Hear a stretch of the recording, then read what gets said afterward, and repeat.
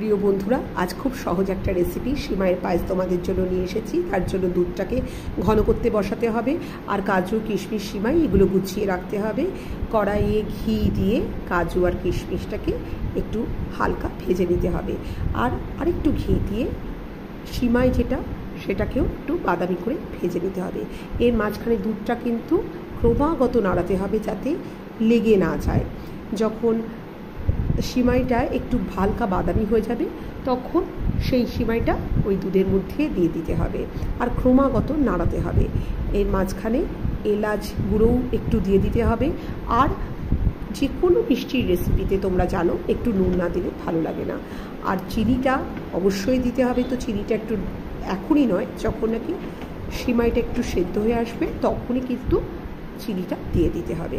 তো ক্রমাগত নাড়াতে নাড়াতে একটু চেকও করতে হবে যে সিমাইটা সেদ্ধ হয়েছে নাকি। যখন সিমাইটা একটু সেদ্ধ হয়ে যাবে তখনই চিনিটা দিয়ে দিতে হবে, এবং একটু ঘন হয়ে গেলে আমাদের সিমাইয়ের পায়েস কিন্তু রেডি হয়ে যাবে। ঠান্ডা ঠান্ডা পরিবেশন করতে হবে, আর খুবই ভালো লাগবে। যা খুশি এমনিও খাওয়া যায়, রুটি পরোটার সঙ্গেও কিন্তু খেতে বেশ ভালো লাগে। আমি তো মাঝে মাঝেই রুটি পরোটার সঙ্গেও এটা খাই। তো তোমরাও খেয়ে দেখবে, ভালো লাগলে শেয়ার সাবস্ক্রাইব করতে কিন্তু ভুলো না। Thank you.